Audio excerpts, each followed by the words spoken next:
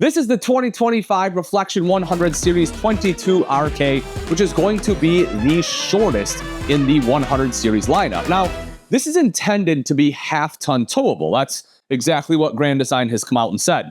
But with any fifth wheels, when we're talking half tons, you always have to check weight. So this one has a GVWR of a little under 10K, which most half tons can handle.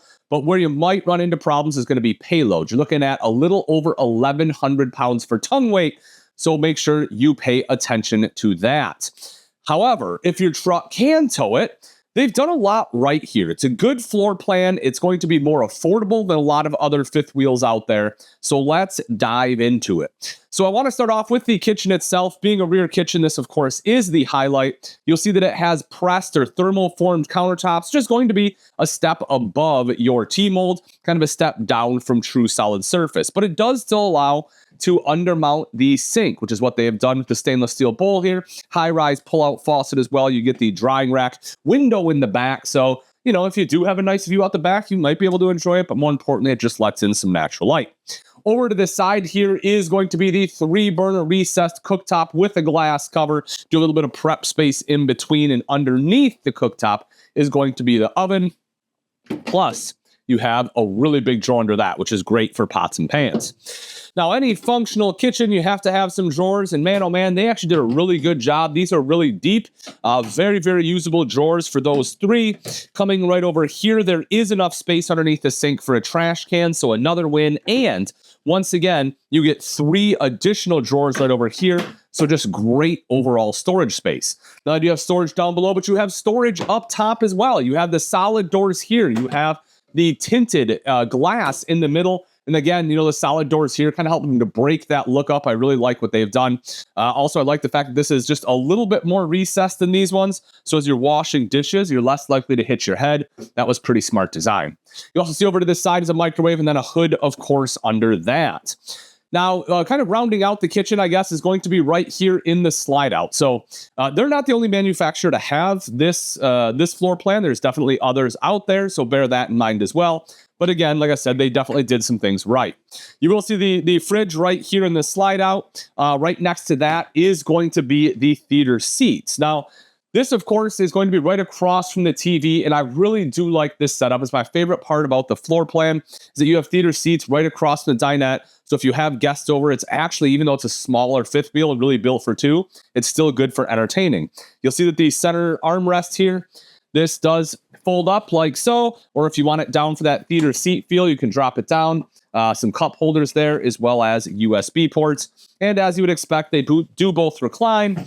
Just going to be manual pull, and then they are going to be wall huggers as well, so you don't really have to worry about moving them out or anything like that.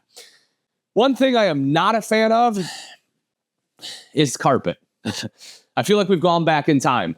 You know, most RV manufacturers have moved away from carpet, you know, probably in like 2023, something like that. I understand that it is a little bit less expensive. And yeah, I like carpet too, you know, and it's in my house, like it's comfortable on my feet.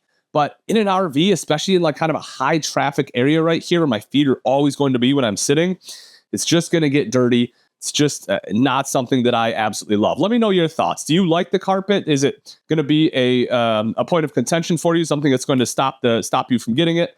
Let me know, because I want to talk about it.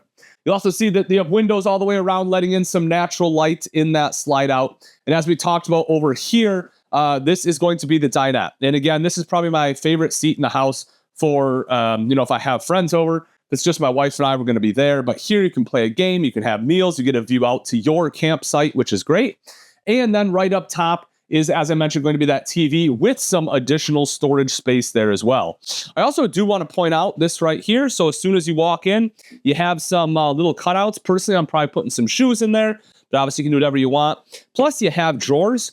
My only gripe about these is, for me, these are going to become catch-alls. They're too conveniently placed to that door. I'm just going to throw a bunch of stuff in them. You'll also see you have USB ports, and you have a motion sensor light right down below. This unit does have a single AC. Being a smaller fifth wheel, it should do a pretty good job of keeping things nice and cool. Obviously, that is ducted, but it does have the quick dump there.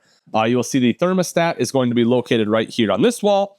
And as we head up, again, I don't know if you probably didn't see it, but this motion sensor light just kicked on. I am glad they have that one right there on the step. So if, someone is staying out here, if you have to come down in the middle of the night, you're not going to fall. You also have the handrail right here just to kind of aid in coming up and down the stairs. Moving into the bathroom, you'll see they have a pocket door. That is smart. I really like pocket doors in fifth wheels. I think if you have a normal hinge door, you're doing it wrong in a fifth wheel just because it is a pain to get in and out of the bathroom when that's the case. This makes it much, much easier. As for the toilet, yeah, you probably can't hear that. That is a porcelain bowl. Glad they have it. Even though it is a lighter weight, kind of a price point sensitive RV, they still went with a porcelain bowl, which I think is great because the plastic, it just doesn't stay looking very nice for very long. In front of me is going to be the vanity here. You do get some extra countertop space, which is good. Decent storage here too. Not bad, not bad. You get a motion light right down there. I also like the fact that they ran a duct in here so that if it's cold, you can stay nice and toasty. Your feet will anyway. Mirrored medicine cabinet over to the side. And this one has the tankless on-demand water heater. And as you'd expect in a fifth wheel, if I stand in here at 6 foot tall, I have more than enough room. No issues there whatsoever. You have the tri-slide glass door. And I can stand in here, and face the shower head like I would want. The shower head's mounted high too, which I like. A lot of manufacturers don't do that. Right behind me, you have some additional storage. I'm probably loading this sucker up with linens, but, you could also load it up with rolls of toilet paper if you wanted. Then there's a spot for your towel right underneath that. Then as we step up into the bedroom here, you'll see the queen bed in the center. Now, this one is going to be a mid-profile. What I mean by that is you can see right here at the roof line how it kind of slopes down. They do that for weight purposes. This is definitely, again, a weight-sensitive RV in the fact they tried to make it possible to tow with a half-ton. When I step up here, as you can see, right, at 6 foot tall, I have to bend down. So if you're getting into bed, you probably have to sit down and kind of roll in or come in from the foot. One of the things I really do like with the Grand Design and the Reflection series, the wall sconces for reading lights, I think those they look really nice. They make it nice and bright in here. Heck of a lot better than having the little ones that hang down that most manufacturers use. You also have a shelf right up top, and next to that are going to be electrical outlets, so you have a place to put your phone after you plug it in. Storage both up top and down below, as well as storage under the bed. That is strut assisted, so nice and easy to get there.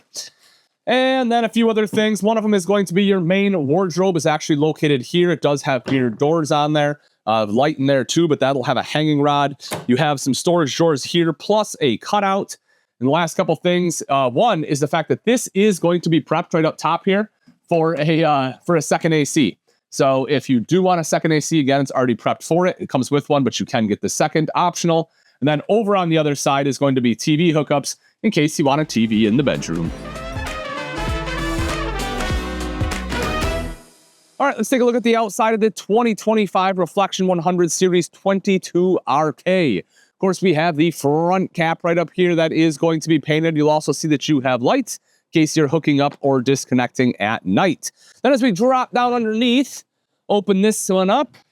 I will say, one of the things that I miss that the 150 series has is the fact that it's strut supported, whereas this one has your standard connection up here.